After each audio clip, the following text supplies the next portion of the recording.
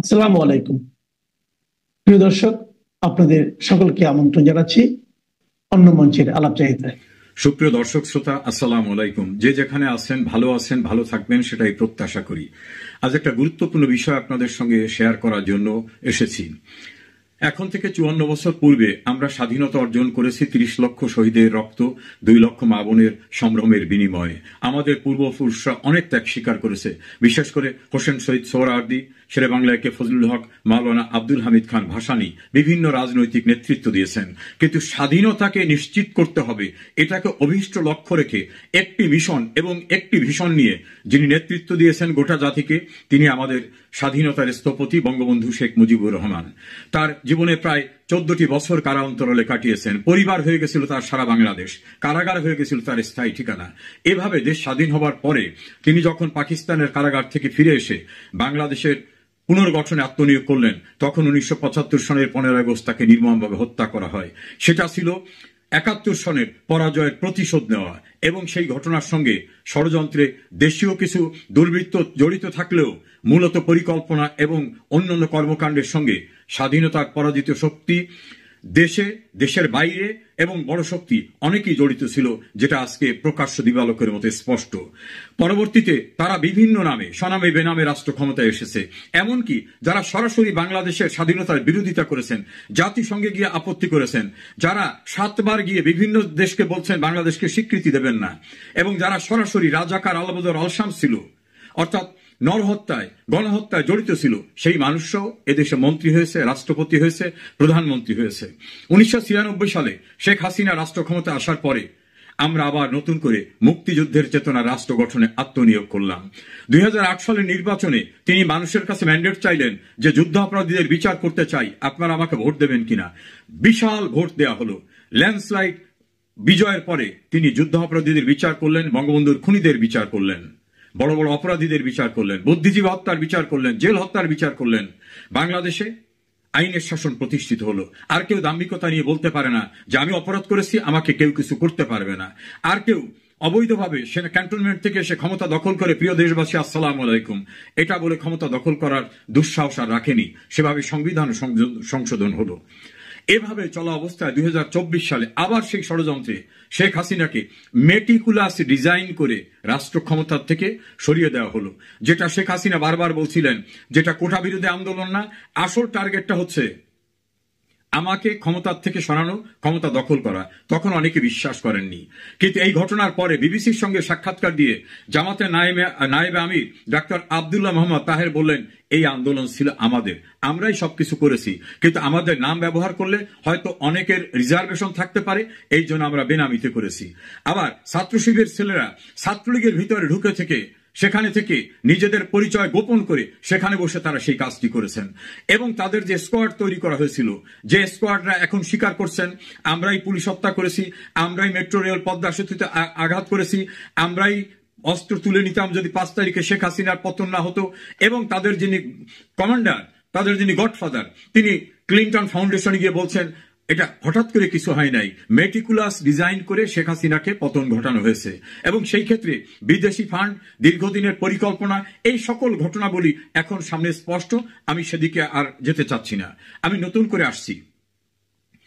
পাকিস্তান পুনরুদ্ধার কমিটির আহ্বায়ক ছিলেন গোলাম আজম। তিনি জিয়াউর রহমান যখন রাষ্ট্র ক্ষমতা দখল করেছেন, তখন পাকিস্তানি পাসপোর্ট নিয়ে বাংলাদেশে প্রবেশ করেন। তারপরে আর তিনি ফিরে যাননি। এই গোলাম আজম পূর্ব পাকিস্তান পুনরুদ্ধার করতে চেয়েছেন। তার ছেলে আব্দুল্লাহ আজমি, তিনি সেনাবাহিনীর কর্মকর্তা হন। তার নিয়োগের সময় আপত্তি উঠেছিল, কারণ তার বাবা স্বাধীনতার বিরোধিতা করেছেন, তার নাগরিকত্ব ছিল না। তার ছেলে কি পরিচয়ে বাংলাদেশের সেনাবাহিনীর কর্মকর্তা হবেন? এবং তিনি যখন হয়েছিলেন, তখন নানাভাবে স্বাধীনতা বিরোধীরা রাষ্ট্রযন্ত্রে প্রত্যক্ষ পরোক্ষভাবে জড়িত ছিল। এইরকম একটা পরিস্থিতিতে আসার পরে তারপর দেখা গেল যে তিনি সুস্থ থাকছেন না, বিভিন্ন কাজকর্ম করছেন, যেটা সেনাবাহিনীর আইনের ভিতরে কোনোভাবেই গ্রহণযোগ্য না। ফলে 23 জুন 2009 সকল নিয়ম অনুসরণ করে তাকে বরখাস্ত করা হয়। 2011 সালে, মনে রাখবেন, 23 জুন 2009 তাকে বরখাস্ত করা হয়। 2011 সালে তিনি হাইকোর্টে এসে রিট পিটিশন দায়ের করলেন, ওই তার চাকরিচ্যুত আদেশকে চ্যালেঞ্জ করে। হাইকোর্টে এই বিষয়টি শুনানি হয়, সেক্ষেত্রে অত্যন্ত মেধাবী একজন আইনজীবী ব্যারিস্টার আব্দুর রাজ্জাক তিনি তার পক্ষে ছিলেন, অপরদিকে অ্যাটর্নি জেনারেল মাহবুবে আলম তিনি দুজনই এখন প্রয়াত, তিনি ছিলেন রাষ্ট্রপক্ষে। দীর্ঘ শুনানির পরে 18 জুন 2011 তারিখে হাইকোর্ট রিট পিটিশন খারিজ করে দেয় এবং সেখানে মেইন গ্রাউন্ড ছিল যে সংবিধানের বিধান অনুসারে সশস্ত্র বাহিনীর ইন্টারনাল কোন ডিসিশনকে রিট পিটিশনে চ্যালেঞ্জ করা যায় না। সেখানে উঠে এসেছিল সাবেক সেনাপ্রধান জেনারেল নাসিম চাকরিচ্যুত হওয়ার পরে তিনি হাইকোর্টে রিট করেছিলেন এবং তার মামলা আপ টু অ্যাপিলেট ডিভিশন যায়। সেখানে একই সিদ্ধান্ত আসে যে না, এটা রিট যোগ্য মামলা না। ফলে গোলাম আজমের পুত্রের এই মামলার অর্থাৎ রিট পিটিশন খারিজ হয়ে যায়, তার বরখাস্ত আদেশ বহাল থাকে। শেখ হাসিনা সরকারের পরিবর্তন হওয়ার পরে ডিসেম্বরে, এটা 27 ডিসেম্বর 2024, হ্যাঁ 27 ডিসেম্বর 2024 তার বরখাস্তের আদেশ বাতিল করা হয় এবং তাকে অবসর দেওয়া হয়, আর্থিক সুযোগ সুবিধা মর্যাদা সবকিছু সহ। এখানে খুব উল্লেখযোগ্য বিষয়টা হচ্ছে যার বরখাস্ত আদেশ হাইকোর্টও বহাল রেখেছে, ডক্টর ইউনূসের সরকার আসার পরে শোনা যায় বর্তমান সেনা প্রধানেরও রিকমেন্ডেশন ছিল, সেভাবে তার বরখাস্ত আদেশ বাতিল হয়ে যায়। হাইকোর্ট যেটাকে ইন্টারফেয়ার করে নাই, হাইকোর্ট যেটাকে বলেছে এই বরখাস্ত আদেশ হস্তক্ষেপ করার যোগ্য না, কোর্টের চেয়ে বড় হয়ে গেল বিনা ভোটে বিনা নির্বাচনে ক্ষমতা দখলকারী ইউনূস সরকার, এবং সেখানে নাকি রিকমেন্ড করেছেন বর্তমান সেনাপ্রধান। এর পরবর্তীতে তিনি প্রেস কনফারেন্স করে বললেন এই পতাকা পাল্টাতে হবে, জাতীয় সঙ্গীত পাল্টাতে হবে, এবং তার সুরে সুর মিলিয়ে আরেকটা শ্রেণী বলল দেশের নামকে পাল্টাবার জন্য, অর্থাৎ বাংলাদেশের স্বাধীনতা, বাংলাদেশের জাতীয় সঙ্গীত, বাংলাদেশের পতাকা পাল্টে দেবার মতো ঔদ্ধত্য প্রকাশ করল এই গোলাম আজমের পুত্র সেনাবাহিনীর বরখাস্তকৃত কর্মকর্তা ব্রিগেডিয়ার আজমি, যার বরখাস্ত আদেশ হাইকোর্ট বহাল রাখলেও ইউনূস সরকার এসে হাইকোর্টের চেয়ে বড় কোর্ট হয়ে গেলেন তিনি। এরপরে শুরু হয়ে যায় আবার নতুন ষড়যন্ত্র। পাকিস্তানের গোয়েন্দা সংস্থার লোকরা বাংলাদেশে আসা যাওয়া শুরু করে দিলেন, পাকিস্তানের মন্ত্রী আসা যাওয়া শুরু করে দিলেন, প্রলুব্ধ করার জন্য বললেন ভিসা লাগবে না, শুধু এয়ারপোর্টে আসলে অনারেবল ভিসা দেওয়া হবে, পাকিস্তান বাংলাদেশকে সাহায্য করবে, যে না খেয়ে থাকে যার নিজের চলে না সে নাকি বাংলাদেশকে সাহায্য করবে, কি বিস্ময়কর কথা। এবং পাকিস্তানের সঙ্গে হরিহর আত্মা সম্পর্ক গড়ে উঠল ইউনূস সরকারের, যদিও ইউনূস সরকার কোনো বৈধ সরকারই না তাদের সঙ্গে। আর ধীরে ধীরে তারা বাংলাদেশের অভ্যন্তরে থেকে প্রতিবেশী আর একটি দেশের উপরে কিভাবে হামলা করা যায়, কিভাবে তাদের ডিস্টার্ব করা যায়, এবং এই ইউনূসের যারা নিয়োগকর্তা তারা তো কেউ কেউ বললেন ভারতের 7 সিস্টারকে তারা দখল করে ফেলবেন। এই রকম পরিস্থিতিতে পাকিস্তানের ক্যাসলাইন নামক একটি পত্রিকায় একটি নিবন্ধ ছাপা হয়েছে, সেখানে 54 বছর পর রিয়েলাইজ করতে বলা হচ্ছে আবার কনফেডারেশন অর্থাৎ পাকিস্তানের সঙ্গে একত্রিত হওয়ার মতো আকাঙ্ক্ষা ব্যক্ত করার মতো দুঃসাহস রাখছে তারা। কল্পনা করতে পারেন এখনো তারা চায় পাকিস্তানের অধীনস্থ হয়ে কনফেডারেশন বা তাদের অধীনস্থ হবে বাংলাদেশ, অর্থাৎ বাংলাদেশের সার্বভৌমত্ব এখনো তারা বিকিয়ে দিতে চায়, এই দুঃসাহস তারা দেখাচ্ছে।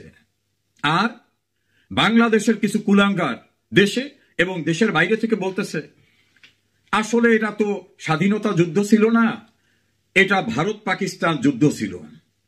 কেউ কেউ তো বলছে 30 লাখ লোকই মারা যায়নি, কেউ কেউ তো হাজারের ভিতর নিয়ে আসছে। আরো দুর্ভাগ্য সেই যে স্বাধীনতার পরাজিত শত্রু তাদের বড় দল জামাতে ইসলামী, আজ পর্যন্ত তারা বলে নাই যে 71 সনে তাদের কৃতকর্ম অপরাধ ছিল। তাদেরই দলের সহকারী সেক্রেটারি জেনারেল একজন প্রখ্যাত আইনজীবী ডক্টর আব্দুর রাজ্জাক, ব্যারিস্টার আব্দুর রাজ্জাক, তিনি এই দল ছেড়ে চলে এসে ইন্টারভিউ দিয়ে বলছেন স্বাধীনতা যুদ্ধে বিরোধিতাকারীরা কখনো সেই দেশে রাজনীতি করতে পারে না যতক্ষণ পর্যন্ত তারা না ক্ষমা চাইবে। তিনি বলছেন আমি জামাতে ইসলামীকে বুঝাবার চেষ্টা করেছি, তারা যখন আমার সঙ্গে একমত হয়নি তখন আমার মনে হলো স্বাধীনতার বিরোধিতা করে সেই দল এই দেশে রাজনীতি করতে পারে না, তাই আমি জামাত ছেড়ে আসছি। এখন ইউটিউবে ব্যারিস্টার রাজ্জাকের সেই ইন্টারভিউ সমস্ত তথ্যাদি পাওয়া যায় এবং ভাইরাল হয়ে ঘুরছে। বাংলাদেশের গণমাধ্যমে অনেকেই বলছেন জামাতকে যদি রাজনীতি করতে হয়, ৭১ সনের নির্মমতা, ভয়াবহতা, স্বাধীনতার বিরোধিতা, এর জন্য তাদের প্রকাশ্য ক্ষমা চাইতে হবে। খালেদ মহিউদ্দিন তার একটি প্রোগ্রামে একাধিকবার চাপ সৃষ্টি করে বললেন, আপনারা কি ক্ষমা চাইবেন? ৭১ আপনাদের ভুল ছিল কিনা? জামাতের আমির বললেন, সেই সময় নেতৃত্বের হয়তো ভয় ছিল বা দূরদর্শিতার অভাব ছিল, এটা বলে থেমে যায়, আর কিছু বলে না। এবং দেশের অভ্যন্তরে তাদের ছাত্র সংগঠন ম্যাগাজিন বের করে মহান মুক্তিযুদ্ধ ভুল ছিল এইরকম ঔদ্ধত্য দেখাতে সাহস পায়। এই সেই বাংলাদেশ, যে বাংলাদেশের জন্য ৩০ লক্ষ মানুষ রক্ত দিয়েছে, ২ লক্ষ মানুষ সম্ভ্রম দিয়েছে, কত সংখ্যালঘু সম্প্রদায়কে নানা রকম কষ্ট স্বীকার করতে হয়েছে। এখন নতুন করে আবার সেই স্বাধীনতার পরাজিত গোষ্ঠী, যাদের প্রেতাত্মারা বাংলাদেশে এখনো রয়ে গেছে একটি সেকশন, এবং সেই পশ্চিম পাকিস্তান, আমরা যেটাকে সেই সময় পশ্চিম পাকিস্তান বলতাম, এখন পাকিস্তান, যে পাকিস্তানের একটা গণতান্ত্রিক সরকার ফুল মেয়াদ নিতে পারে নাই, কারণ এই পাকিস্তানের জন্মই হয়েছিল মৃত্যুর জন্য। আজ পর্যন্ত একটি গভর্নমেন্ট পূর্ণাঙ্গ মেয়াদ পূরণ করতে পারেনি। সেই পাকিস্তান, যিনি তার বিভিন্ন প্রপার্টি বেঁচে দিচ্ছেন অস্তিত্ব বিপন্নের জন্য, তার এখনো লোলক দৃষ্টি এই স্বাধীন সার্বভৌম বাংলাদেশের উপরে। এর সঙ্গে যুক্ত হয়েছে কিছুদিন পূর্বে বর্তমান সরকারের এক উপদেষ্টা, তিনি বলছিলেন আমাদের, না আমি বলি সৈয়দ রেজওয়ানা, তিনি বলছিলেন যে আমাদের মানচিত্র নতুন করে লিখতে হতে পারে। সেনাপ্রধান একবার বলছিলেন আমাদের সার্বভৌমত্ব বিপন্ন হতে পারে।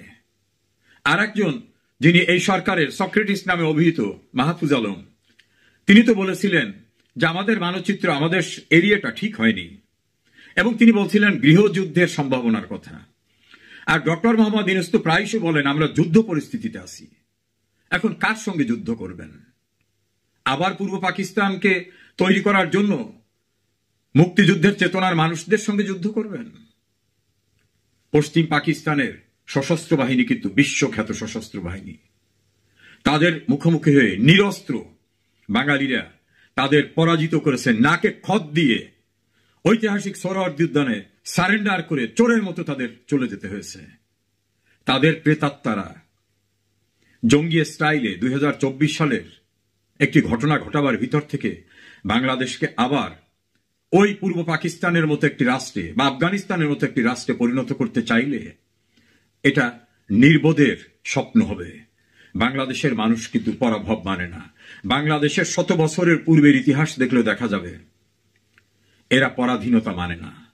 যদি অনেকদিন তাদের চাপিয়ে রাখা গেছিল, কিন্তু তারা যখন ঘুরে দাঁড়ায় কিছুই করা যায় না। বাংলাদেশে যারা মুক্তিযুদ্ধের চেতনায় বিশ্বাস করেন, তাকে আওয়ামী লীগ হতে হবে এমন কথা না। Communist party, NAP, Jasad, Basad, workers party, গণতান্ত্রিক পার্টি, যে যে দলই করেন না কেন, জাতীয় পার্টি যে যে দলই করেন না কেন, আমাদের অবশ্যই মনে রাখতে হবে এই দেশের স্বাধীনতা অর্জনে আপনাদের সবার ভূমিকা ছিল, আপনাদের পূর্বসূরীদের ভূমিকা ছিল। এই দেশটা আমরা সকলে মিলে স্বাধীন করেছি। এই স্বাধীন দেশের স্বাধীন নাগরিকের কি মর্যাদা, এটা পরাধীনরা বুঝতে পারবে না। যারা এখন আবার পরাধীন হওয়ার জন্য ষড়যন্ত্রে লিপ্ত হয়েছে, তারা কি করতে চায় আমরা জানি না। আজ বাংলাদেশে মুক্তিযুদ্ধের যত স্মারক স্তম্ভ সব গুড়িয়ে দেওয়া হচ্ছে। বাংলাদেশের সমস্ত অর্জন যেখানে বসে পরিকল্পনা হতো, যেখানে বসে বাস্তবায়িত হতো, সেই 32 নম্বরকে গুড়িয়ে দেওয়া হচ্ছে। এমনকি ক্যান্টনমেন্টের ভিতরেও যেখানে মুক্তিযুদ্ধের স্মারক, জাতির জনকের মুরাল সব গুড়িয়ে দেওয়া হচ্ছে, বীর শ্রেষ্ঠদের মুরাল গুড়িয়ে দেওয়া হচ্ছে। এটা কোন অবস্থা? এগুলো তো সেই সাম্প্রদায়িক রাষ্ট্র কায়েমের বিভিন্ন পদক্ষেপ না?